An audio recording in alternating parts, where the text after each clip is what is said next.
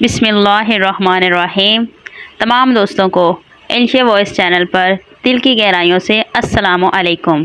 I hope کہ آپ سب خیریت سے ہوں گے۔ ویڈیو کا سٹارٹ کرتے ہیں۔ اس ویڈیو میں آپ کے ساتھ شعبہ ابی طالب کی دردناک حالات شیئر کروں گی۔ ویڈیو کو سٹارٹ کرنے سے پہلے آپ سے ایک چھوٹی سی ریکویسٹ ہے کہ اگر تو آپ ہمارے چینل پر نیو ہیں تو ہمارے چینل کو سبسکرائب کر دیں اور ساتھ میں لگے بیل آئکن کو دبانا بالکل بھی مت بھولیے گا، تاکہ نیکسٹ اس طرح کی ویڈیو آپ کے چینل پر پہلے دکھائی دے سکے۔ تھینکس۔ ویڈیو کرتے ہیں سٹارٹ۔ 2 نبوی میں جب رسول حضرت حمزہ بن عبد المطلب اور حضرت عمر بن خطاب رضی اللہ تعالی عنہ نے اسلام قبول کیا تو مشرکین قریش فرط غضب سے دیوانہ ہو گئے اور ان کے صبر کا پیمانہ جھلک گیا۔ تمام اکابر قریش نے جمع ہو کر با اتفاق یہ فیصلہ کیا کہ جب تک بنو ہاشم اور بنو مطلب یعنی کہ محمد صلی اللہ علیہ وآلہ وسلم کو قتل کرنے کے لیے ان کے حوالے نہ کریں گے، کوئی شخص کسی قسم کا تعلق اس سے نہیں رکھے گا، نہ ہی اس کے پاس کوئی چیز فروخت کی جائے گی، نہ ان سے رشتہ ناتا کیا جائے گا اور نہ ہی انہیں کھلے بندوں پھرنے دیا جائے گا۔ اس فیصلے کو مرز تحریر میں لا کر ہر قبیلے کے نمائندے نے دستخط کیے یا انگوٹھا لگایا اور پھر اسے درا خیبر پر آویزاں کر دیا گیا۔ جب بنو ہاشم کو اس خوفناک معاہدے کا علم ہوا تو متعلق ہرسا نہ ہوئے اور مشرکین کا مطالبہ ماننے سے صاف انکار کر دیا۔ خاندان کے بزرگ ابو طالب، ہاشم اور مطلب کی تمام اولاد بہت زیادہ خفا ہو گئی اور ان کو اپنی قوم کو ساتھ لے کر شعبہ ابی طالب میں پناہ گزین ہو گئی۔ ان پناہ گزینوں میں بوڑھے، جوان، عورتیں اور بچے سبھی شامل تھے۔ صرف ابو لہب اور اس کے زیر اثر چند ہاشمیوں نے مشرکین کا ساتھ دیا۔ شعبہ ابی طالب سے متعلق مختلف روایتیں ہیں۔ کسی روایت میں اسے دامن کوہ کا ایک کشادہ مکان بتایا گیا اور کسی میں اسے پہاڑ کا ایک درہ جو خاندان بنو ہاشم میں موروثی تھا۔ مشرکین مکہ میں یکم محرم 7 نبی کو شب ابی طالب کا معاشرہ کر لیا اور اس میں اتنی سختی برتی گئی کہ کھانے پینے کی کوئی چیز محسرین کو نہ پہنچنے دیتے۔ باہر سے اگر کوئی سوداگر غلہ فروخت کرنے کے لیے لاتا تو اس سے ایک ایک دانہ خرید کر قابو میں کر لیتے تاکہ یہ ان محسرین تک نہ پہنچ سکے اور وہ اسے نہ خرید سکیں۔ بنو ہاشم اور بنو مطلب کے بچے جب بھوک سے بےتاب ہو کر روتے تو مشرکین ان کی آوازیں سن کر خوش ہوتے۔ عورتوں کی چھاتیوں میں دودھ خشک ہو گیا۔ محسرین کے منہ میں کہیں دن تک ایک کھیل بھی اڑ نہ جاتی تھی۔ اگر کبھی حضرت ابو بکر صدیق یا دوسری غیر ہاشمی جانثار چوری چھپے جان جوکوں میں ڈال کر کوئی چیز شعبہ ابی طالب میں پہنچاتے تو اس کی مقدار اتنی قلیل ہوتی کہ چند دن بھی یہ اس کا ساتھ نہ دیتی۔ چنانچہ بے کسی محسورین درختوں اور جھاڑیوں کی پتیاں ابال کر اپنا پیٹ بھرتے۔ حضرت سعد بن ابی وقاص رضی اللہ تعالی عنہ سے روایت ہے کہ ایک دفعہ رات کو انہیں سوکھے ہوئے چمڑے کا ایک ٹکڑا کہیں سے مل گیا۔ انہوں نے اسے پانی سے دھویا، پھر آگ پر بھونا اور کوٹ کر پانی میں گھولا اور ستو کی طرح پیا۔ غرض بنو ہاشم اور بنو مطلب مسلسل 3 برس تک شعبہ ابی طالب میں زہر گزار زندگی اور حوصلہ فرسا مصائب و آلام کا شکار رہے۔ سیدہ فاطمہ الزہرا رضی اللہ تعالی عنہا نے بھی یہ مصیبت کا سایہ اپنے زمانہ اپنے عظیم المرتبین والدین اور دوسرے اعزاز و اقارب کے ساتھ معاشرے میں گزارا اور تمام سختیاں بڑے صبر و استقامت کے ساتھ برداشت کی۔ ان 3 سالوں کے دوران میں جب حج کا موسم آتا تو رحمت عالم صلی اللہ علیہ وآلہ وسلم مردانہ وار شعبہ ابی طالب سے نکلتے اور لوگوں کو دعوت توحید دینے بدبخت ابو لہب حضور صلی اللہ علیہ وآلہ وسلم کے پیچھے پھرتا اور لوگوں سے کہتا، لوگو میرا یہ بھتیجا دیوانہ نعوذ باللہ ہو گیا ہے اور اس کی باتوں پر مت دھیان دو ورنہ نقصان اٹھاؤ گے۔ مشرکین میں بعض رحم دل آدمی بھی تھے، ان کا دل بنو ہاشم کی مصیبت پر کڑتا تھا، لیکن ان سے علانیہ ہمدردی کا اظہار کر کے امد المشرکین سے عداوت مول لینے کا حوصلہ نہ پڑتا تھا۔ لیکن ایک دن ایک عجیب واقعہ ہوا۔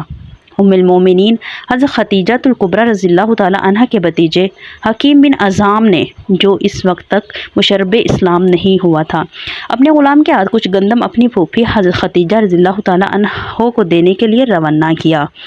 راستے میں ابو جہل مل گیا، پوچھا گندم کہاں لے کر جا رہے ہیں؟ اس نے کہا شعبہ ابی طالب میں خدیجہ رضی اللہ تعالی عنہ کے پاس۔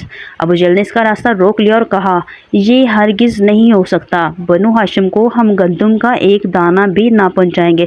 اتفاق سے ابو النضر بن ہشام ایک غیر مسلم رحم دل رئیس کا وہاں سے گزر ہوا۔ اس نے پوچھا تم آپس میں کیوں جھگڑ رہے ہیں؟ ابو جہل نے واقعہ بتایا اور کہا کہ معاہدے کے مطابق ہم کوئی چیز شعیب ابی طالب میں نہیں پہنچا سکتے، لیکن یہ شخص ہم سے بلا ہی بلا بنو ہاشم کو گولا پہنچانا چاہتا ہے۔ ابو النجتری نے کہا، ختیجہ نے کچھ گندم اپنے بھتیجے کے پاس امانت رکھی تھی، اگر وہ اسے واپس کرنا چاہے تو ہمارا کیا حرج ہے اس میں؟ ابو جہل نے کہا، تم بھی بنو ہاشم کے خیر خواہ معلوم ہوتے ہو، ایسا ہے تو تم ان کی پرواہ کرتے ہو، یہ گندم شعیب ابی طالب میں ہرگز نہیں پہنچ سکتی۔ ابو النجتری کو اب بھی بہت زیادہ جوش آ گیا اور اس نے کڑک کر کہا، اچھا تو پھر دیکھوں گا کہ یہ گندم کیسے بنو ہاشم کو نہیں پہنچنے دیتے۔ یہ کہہ کر اس نے ابو جہل کو پکڑا، زمین پر دے مارا اور خوب پیٹا، حتیٰ کہ وہ لہو لہان ہو گیا۔ ابو النجتری کی شاہ زوری کے سامنے ابو جہل کی کچھ پیش نہ چلی اور وہ کان دبا کر بھاگ گیا۔ حکیم بن عظام کے غلام نے اب اطمینان کے ساتھ گندم شعیب ابی طالب میں پہنچا دی۔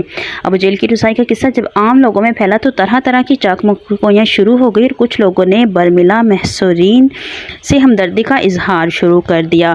بنو مظلم کا ایک رحم دل شخص ہشام عامری عبد المطلب کے نواسے ظہیر بن ابو امامیہ کے پاس گیا اور کہنے لگا، اے ظہیر، تم یہ کیسے گوارا کرتے ہو کہ تم دونوں اس وقت شکم سیر ہو کر کھاؤ اور تمہارے ماموں روٹی کے ایک لقمے کو بھی ترسیں؟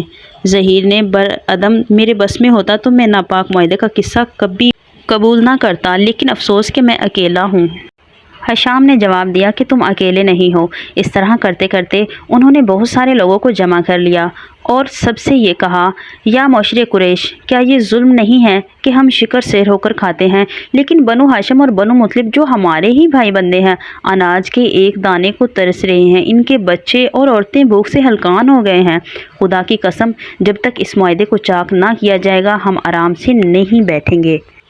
بہت سے کافر یہ معاہدہ ختم کرنے پر رضامند نہیں تھے، لیکن متعمم بن عادی اور ابو النجتری نے ہاتھ بڑھا کر دیمہ خوردہ معاہدے کو درہ خیبر سے اتار دیا اور پرزے پرزے کر کے ہوا میں اڑا دیا۔ مشرکین منہ دیکھتے رہ گئے۔ اس کے بعد زما، ابو النجتری، ظہیر، مطعم اور ان کے دوسرے ساتھی مسلح ہو کر شعیب ابی طالب پہنچے اور بیکس محصورین کو وہاں سے نکال لائے۔ اس طرح 3 برس کی ہولناک قید و محن کے بعد ان مظلوموں کو شہر میں رہنا نصیب ہوا۔ چند دن نہیں، چند ہفتے نہیں، چند مہینے نہیں، مسلسل 3 برس تک خوفناک مصائب برداشت کرنا اور جبین ہمت پر شکن تک نہ آنے دینا، استقامت اور عزیت کا ایک عظیم مظاہرہ تھا کہ تاریخ اس مثال کی پیش کرنے سے قاصر ہے۔ اس عرصہ استقامت میں ننھی سیدہ فاطمہ رضی اللہ تعالی عنہا اپنے والدین کے ہمراہ ثابت قدم رہی اور اس مصیبت کا ڈٹ کر سامنا کیا۔ اس وقت سیدہ فاطمہ رضی اللہ تعالی عنہا بہت چھوٹے تھے، لیکن اتنے زیادہ مشکلات حالات میں اپنے والدین کے ساتھ ڈٹ کر رہے اور اتنی زیادہ مشکلات کا سامنا بہت ہمت اور جرأت سے کیا، جس کی مثال آج بھی تاریخ میں زندہ ہے۔ اپنے اللہ سے دعا کرتے ہیں کہ یا اللہ ہمیں بھی ان جیسا حوصلہ، ان جیسی ہمت اور استقامت عطا کرنا۔ یا اللہ ہماری زندگی میں بھی آنے والے اس طرح مشکل حالات کو ان کی طرح ہمت سے فیس کرنے کا مقابلہ اور جرأت دینا۔ یا اللہ ہمیں بھی ان جیسی زندگی گزارنے کی توفیق عطا فرمانا۔ آمین ثم آمین۔ جزاک اللہ خیر۔ پیارے دوستو، ہمارے چینل الشا وائس پر آپ کو اس طرح کی بہت ساری انٹرسٹڈ اور اسلام کے عین مطابق سٹوریز، ہسٹری سننے کو ملے گی۔ اگر تو آپ موسٹ انٹرسٹڈ ہیں تو ہمارے چینل کو سبسکرائب کر دیں اور ساتھ میں لگے بیل آئکن کو دبانا مت بھولیے گا، تاکہ اس طرح کی نئی ہر نوٹیفیکیشن آپ کی اسکرین پر پہلے دکھائی دے سکے۔